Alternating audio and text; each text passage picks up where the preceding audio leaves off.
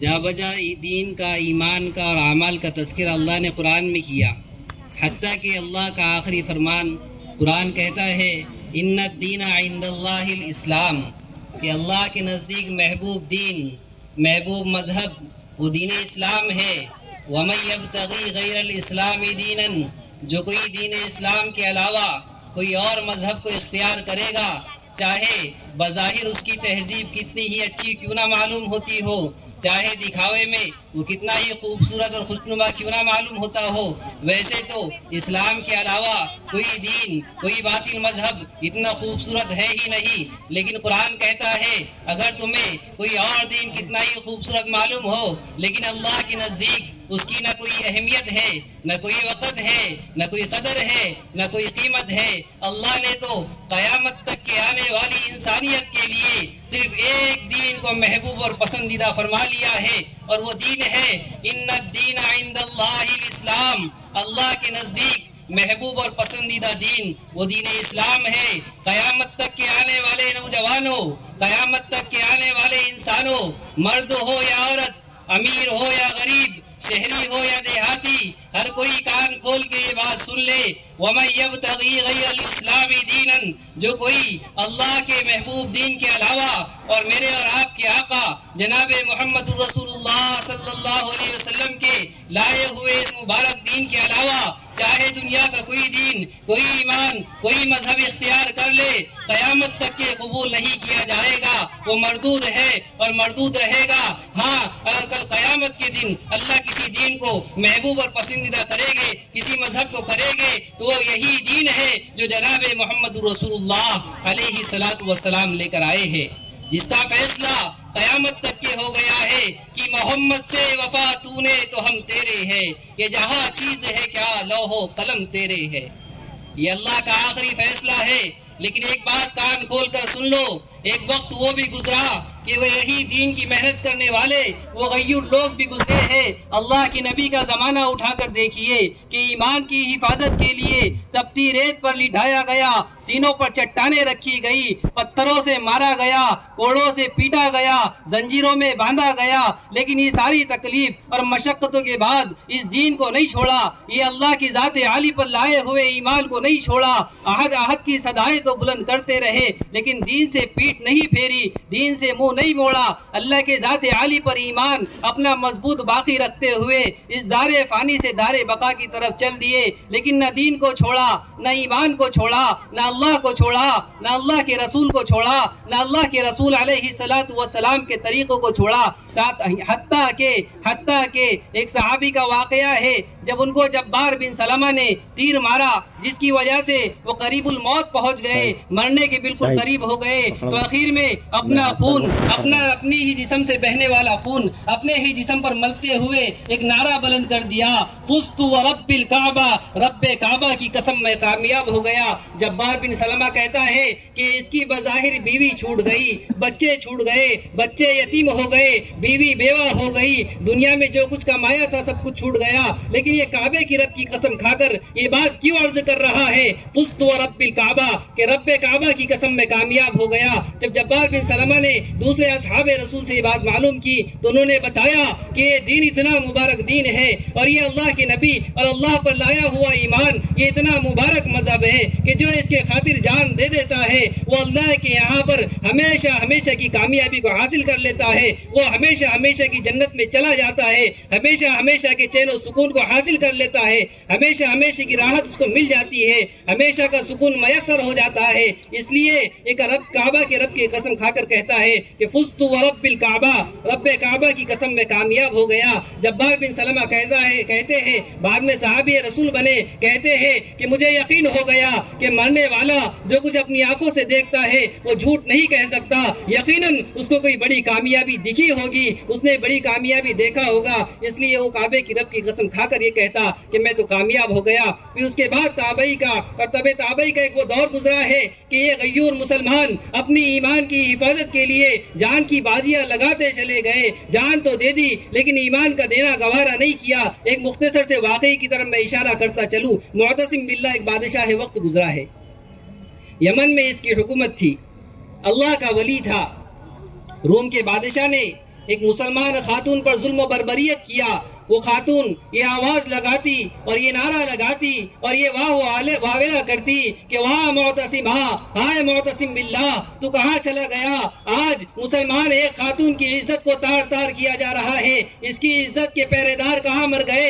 تو یمن کا حاکم ہے، تو نے اپنے آپ کو معتصم باللہ کہا ہے، تو کہاں ہے میری حفاظت کو کیوں نہیں آتا؟ جب یہ بات معتصم باللہ تک پہنچی تو اس نے قسم کھا کر یہ بات کہی کہ آج سے دنیا کی ساری ناز و نعمتیں مجھ پر حرام ہے، جب تک کہ روم میں قید وہ مسلم خاتون کی میں عزت کی حفاظت نہ کر لوں اور اس کو باعزت رہا نہ کرا دوں۔ پھر روم کے بادشاہ کو خط بھیجا کہ یا تو اس خاتون کو رہا کر دے یا پھر میں اتنا بڑا لشکر لے کر تیری حکومت پر حملہ آور ہوگا کہ میرا پہلا گھوڑ سوار تیرے ملک روم میں ہوگا، آخری گھوڑ سوار یمن کے اندر ہوگا، اتنا بڑا لشکر لے کر میں تیرے روم کے اندر حملہ آور ہو جاؤں گا۔ یہ غیرت ایمانی تھی، ایک خاتون ہے جس کی عزت کو تار تار کیا جا رہا ہے، وہ مسلمان ہے، وہ مذہب اسلام والی ہے، وہ ایمان والی ہے۔ معتصم باللہ کو گوارا نہ ہوا کہ ایک ایمان والے کی عزت پر کوئی آنچ آ جائے اور معتصم باللہ اپنی حکومت کے اندر ناز و نخروں میں عیش و آرام کے نقشوں میں رہے۔ اس نے ساری ناز و نعمتوں کو حرام کر کے روم کے بادشاہ پر حملہ کر دیا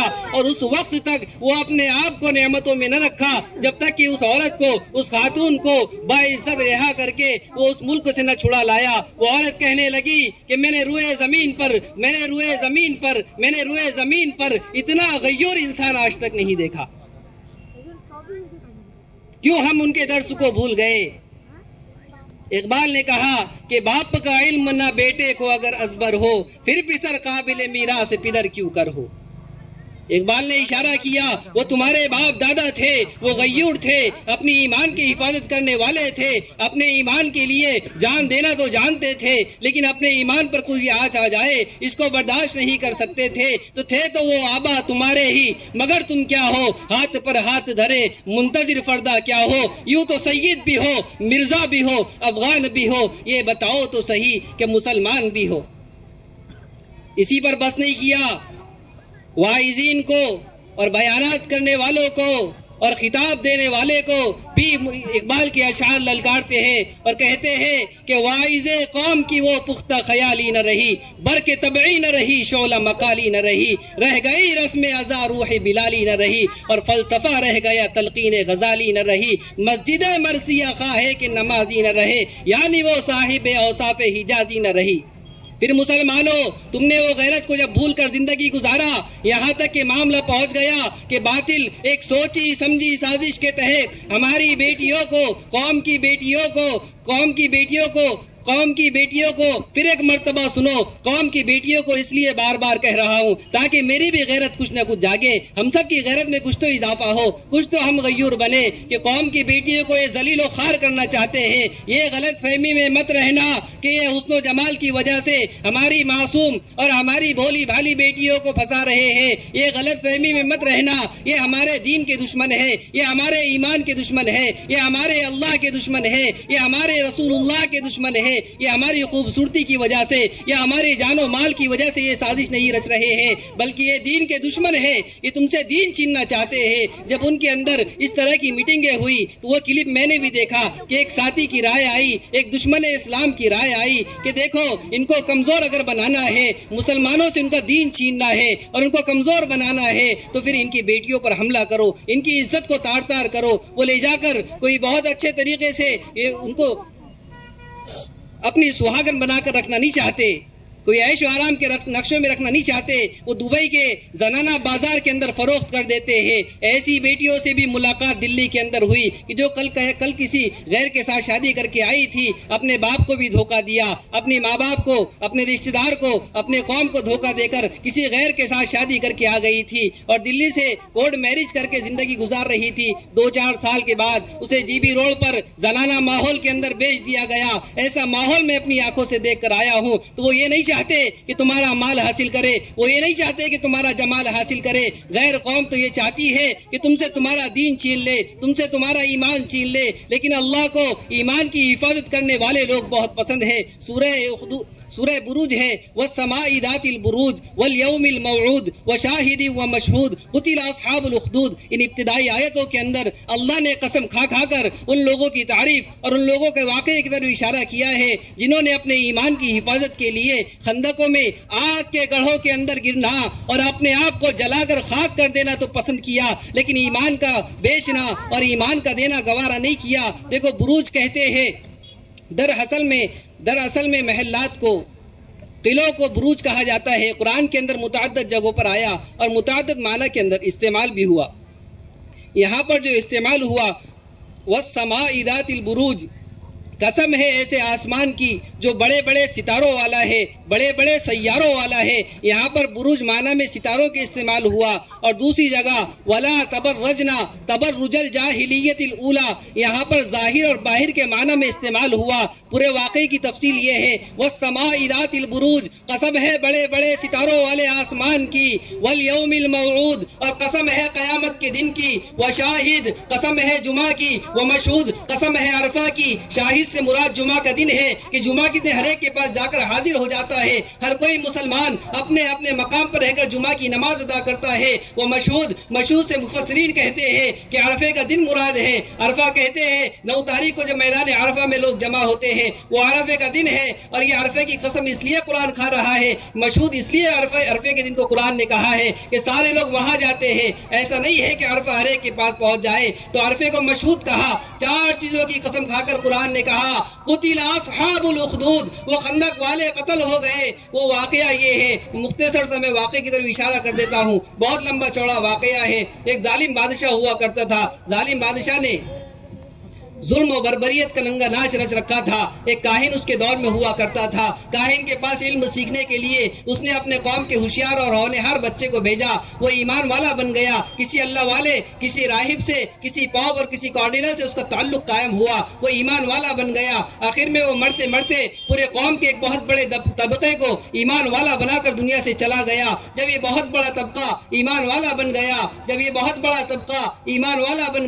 تو پھر حاکم نے اور بادشاہ وقت نے چاہا کہ میں یہ سارے ایمان والوں کو قتل کر دوں گا. بڑی بڑی خندقیں کھدوائی گئی، بڑے بڑے خندقیں کھودی گئی، اس میں آگ جلائی گئی، اس کے اندر سارے ایمان والوں کو ڈالا گیا. یہ کہا جاتا یا ایمان سے پھر جا یا پھر خندق کے اندر تجھے ڈالا جائے گا، تجھے دنیاوی عذاب میں مبتلا کیا جائے گا. ہر یہ کوئی خوشی خوشی کہہ دیتا کہ ہم نے جس اللہ پر ایمان لائے ہیں وہ اللہ ہم کو ہمیشہ ہمیشہ کا چین دے گا، ہمیشہ ہمیشہ کی راحت دے گا، ہمیشہ ہمیشہ کا سکون دے گا. ہم ایمان دینا نہیں جانتے، ہم اپنی جان دینا تو جانتے ہیں. سارے کے سارے ایک ایک کر کے خندق میں ڈالے گئے. تو یہ ایمان کی حفاظت کرنے والے اللہ کو اتنے پسند آئے، اللہ نے قرآن میں قسمیں کھا کھا کر ان کا واقعہ بیان کر دیا. قتل اصحاب الاخدود، اور جو جلانے والے تھے اللہ نے ان کے عذاب کو بھی بیان کر دیا کہ ان کے لیے دردناک عذاب ہے. اللہ عزیز ہے، اللہ زبردست گرفت والا ہے، زبردست پکڑ کرنے والا ہے. اللہ قیامت کے دن ان کو سخت عذاب بھی دے گا. میرے بھائیو عزیزو، اللہ کو اس ایمان کی حفاظت کرنے والے اتنے پسند ہیں. ایک تذکرہ بیچ میں آ گیا، وَلَا تَبَرَّجْنَ تَبَرُّجَ الْجَاهِلِيَّةِ الْأُولَىٰ. یہ خطاب ہے اللہ کے نبی صلی اللہ علیہ وسلم کی ازواج مطہرات سے. وَقَرْنَ فِي بُيُوتِكُنَّ، کہ تم اپنے گھروں میں رہو. وَقَرْنَ فِي بُيُوتِكُنَّ، یہ کس سے کہا جا رہا ہے؟ جو ازواج مطہرات ہیں، جو امت کی مائیں ہیں، جو اس امت کی سب سے افضل عورتیں ہیں، جن کو ہر عمل کا ثواب دگنا دیا جاتا تھا، جو اللہ کے نبی صلی اللہ علیہ وسلم کی صحبت کے لیے، جو اللہ کے نبی صلی اللہ علیہ وسلم کے نکاح کے لیے منتخب کی گئی تھی. قرآن نے ان سے کہا کہ تم گھروں کے باہر نہ نکلو اور تم ولا تبرجنا، تم ظاہر اپنی زینت کو ظاہر کرتے ہوئے جاہلیت اولا کی طرح باہر نہ گھومو پھرو. جب اتنی مقدس، اتنی پاکیزہ عورتوں کو قرآن یہ تعلیم دیتا ہے کہ تم کھلے باہر نہ پھرو، تو میرے بھائیوں یہ بات بھی کان کھول کے سن لو. یہ قیامت تک کی آنے والی ان ماؤں اور ان بہنوں کے لیے ایک کھلا پیغام ہے کہ جب اتنی مقدس عورتیں ہیں، جب ان سے کہا گیا کہ تم اپنے گھر میں رہو، تم پردہ کرو، تو ہم اور آپ کہا کہ کون ہے؟ ہم کو اور آپ کو پردے کی کتنی ضرورت ہے. میں بہت مختصر طور پر زیادہ تفسیر میں نہ جاتے ہوئے ایک آگے کی آیت کے خلاصہ بیان کر دیتا ہوں.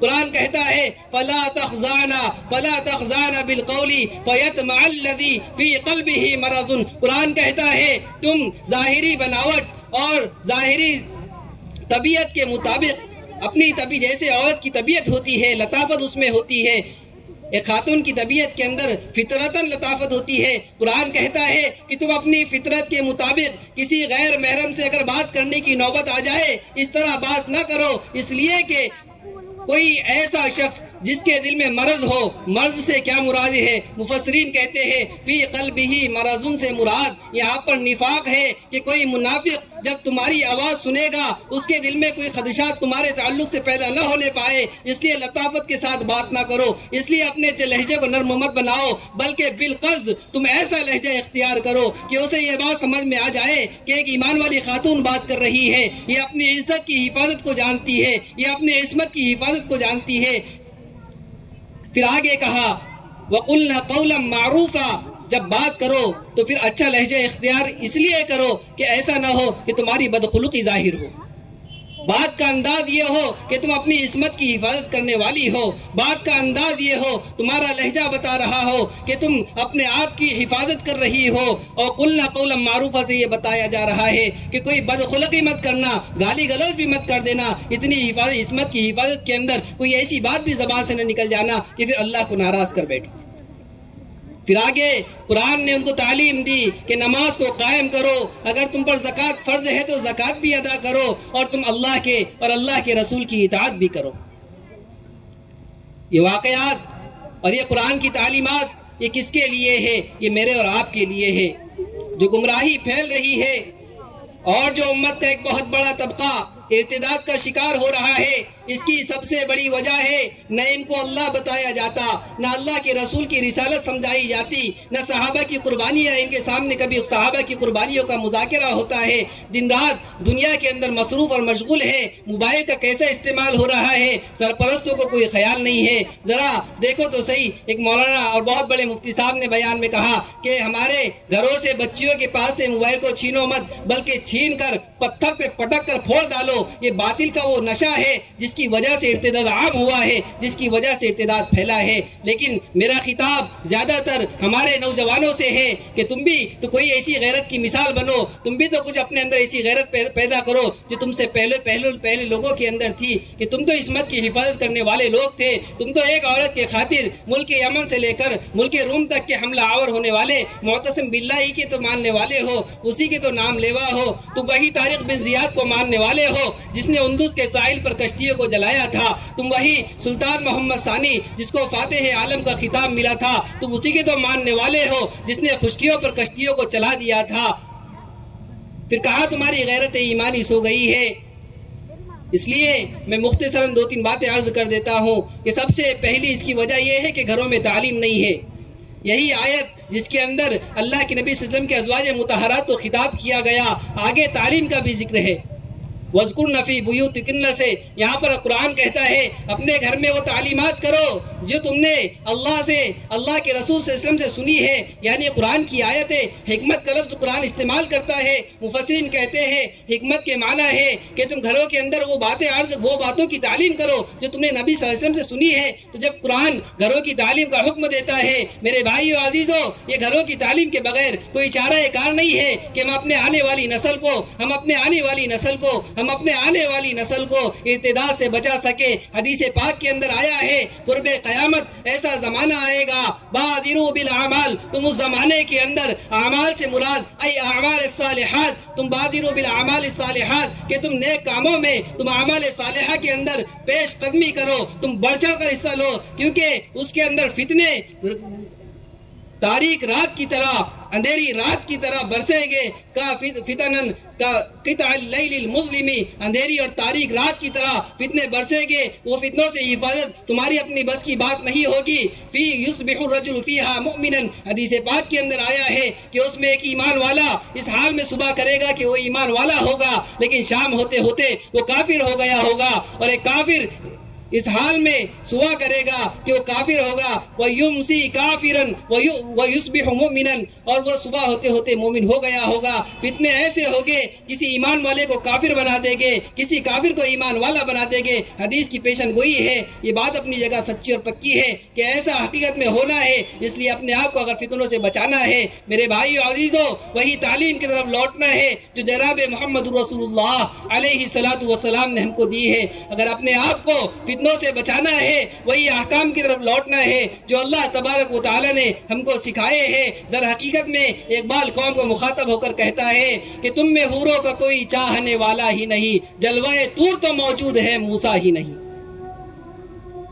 اللہ بھی اس قوم کی حالت کو نہیں بدلتا جو اپنے آپ کے بدلنے کا ارادہ نہیں کر لیتا۔